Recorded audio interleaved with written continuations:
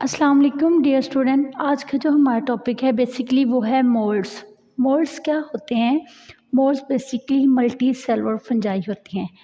हमने बात की थी कि अगर फंजाई के वो सिंगल पॉइंट ऑफ व्यू से देखा जाए तो इसे फंगस कहते हैं, लेकिन जो मोल्ड्स हैं ये मल्टी सेलुलर हैं। यहाँ मल्टी की बात हो रही है, किसी सिंगल या यूनिक की बात नहीं हो रही। तो हम कह सकते हैं, जब हम इन्हें कह रहे हैं कि ये मल्टी सेलुलर फंजाई हैं, तो हम कह सकते हैं दे में बी प्लांट्स, दे में बी एनिमल्स। लेकिन ये पार्ट क्या होते हैं? ये पार्ट होते हैं किंगडम फंजाई का। ये जो मल्टी सेलुलर होते हैं ये पार्ट होते हैं किंगडम फंजाई का, जिसका सिंगुलर फंगस है। बेसिकली जो मोल्ड्स हैं ये कंसिस्ट होते हैं लॉन्ग ब्रांच्ड पर। लॉन्ग ब्रांच्ड मतलब लंबी लंबी इसकी शाखें निकली होती हैं, जो कि थ्रेड लाइक स्ट्रक्चर होते हैं, धागे नुमा इनकी साख्तें होती हैं। फिलामेंट्स जो कि हाइफी कहलाते हैं। अगर सिंपल वर्ड्स में देखा जाए तो मोल्ड्स मल्टी सेलुलर के अलावा पार्ट ऑफ किंगडम फंजाई भी हैं, प्लांट्स भी हैं और एनिमल्स भी हैं, दे में भी। और ये बेसिकली मोल्ड्स होते हैं, ऑर्गेनिजम्स होते हैं जो कि कहीं भी पाए जा सकते हैं, इनडोर भी और आउटडोर भी। अगर हम कहें तो ये नेचुरल इन्वायरमेंट का एक पार्ट होते हैं। माहौल में इनका बहुत इंपॉर्टेंट रोल प्ले होता है क्योंकि ये नेचुरल इन्वायरमेंट में पाए जाते हैं। अगर देखा जाए कि इनकी किन किन चीज़ों पर कंसिस्ट हैं, बेसिकली ये लॉन्ग ब्रांच, जैसे कि हमने यहाँ ये लॉन्ग ब्रांच निकाली हुई हैं, ये ट्यूब्स लाइक, जो कि क्या कहलाती हैं? हाइफी कहलाती हैं। इस तरह करके थ्रेड लाइक स्ट्रक्चर इनके बने होते हैं जो कि हाइफी कहलाते हैं। ये बेसिकली मोल्ड्स हैं। अगर हम देखें कि ये नॉन सेपरेट हाइफी कौन से होते हैं, बेसिकली मैंने कहा अगर थ्रेड लाइक स्ट्रक्चर्स हों तो वो हाइफी हैं। अब नॉन सेपरेट हाइफी में हम बात करेंगे कि इनकी डिवीजन सेल्स में होती है जो कि क्रॉस करती है सेल वॉल को, और उसको सेप्टा कहते हैं, और ये कहलाती हैं कोएनोसाइटिक। कोएनोसाइटिक हाइफी जो होती है वो बिल्कुल सिंपल इस तरह होती है जैसे कि हमने ये ड्रा किया है। इसके बाहर सेल वॉल होती है और न्यूक्लिक एसिड वगैरह प्रेजेंट होते हैं।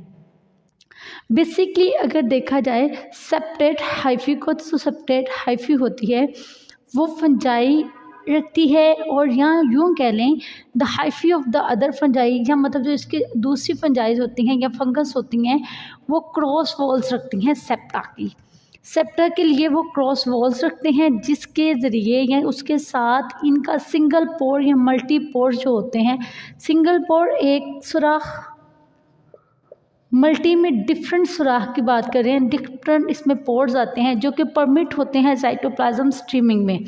बेसिकली ये जो हैं हाइफी टर्म कहलाती हैं सेप्टेट की, ये सेप्टेट की होती हैं। जैसे कि हमने यहाँ ड्रा किया है अलग से सेप्टेट हाइफी को, तो सेप्टेट हाइफी में ऐसे होता है, इसमें न्यूक्लाई भी पाए जाते हैं। फिर इसमें ये जो हमने राउंड लाइक रेड कलर में ड्रा किया हुआ है, ये इसको पोर्स कहते हैं।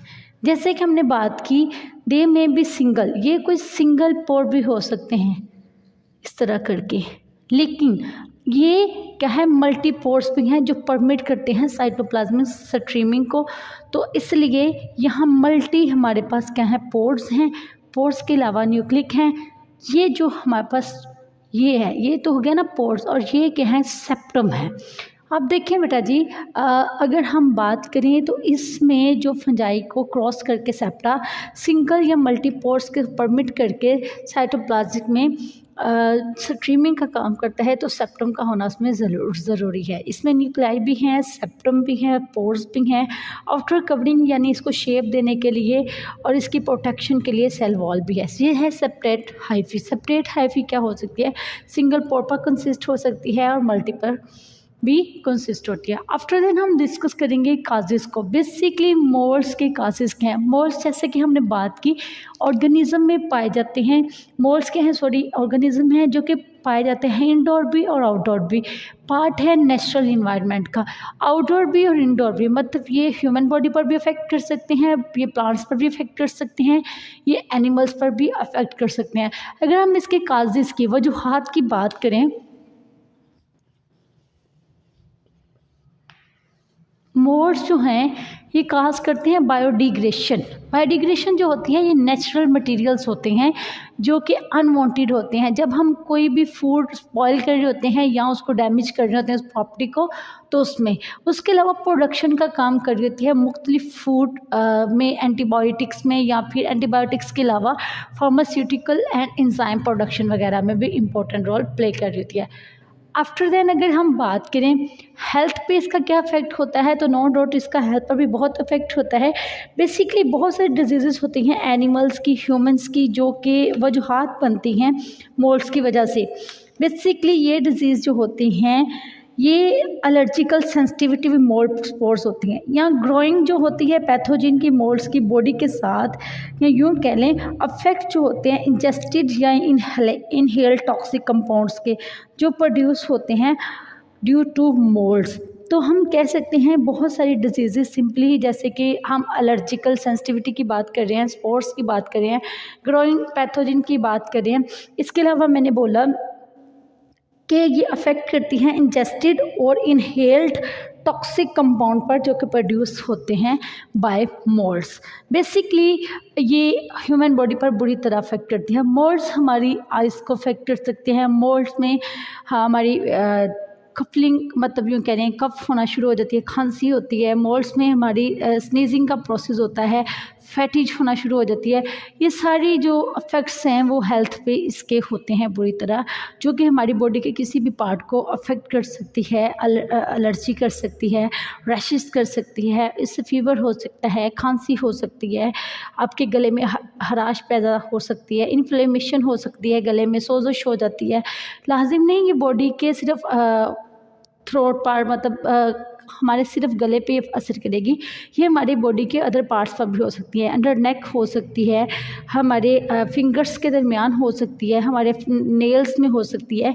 मोल्ड्स जो होते हैं वो हमारी बॉडी के किसी भी पार्ट पर अफेक्ट कर सकती है, क्योंकि ये नेचुरल इन्वायरमेंट में पाई जाती है तो हमारी बॉडी पे ये अफेक्ट कर सकती है, इंडोर और आउटडोर।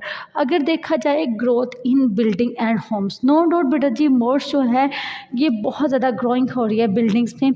ये इसकी डिफरेंट वैराइटीज़ होती हैं, जैसे कि हमने देखा बहुत सारी जो दीवारें होती हैं उन पे मोल्ड्स आ जाती है। वो इस तरह होती हैं, वो ब्लैक कलर की उनके ऊपर लेयर आ जाती है। अगर हम हाथ लगाएं तो हमारे हाथ पे उसकी ब्लैक लेयर आ जाती है।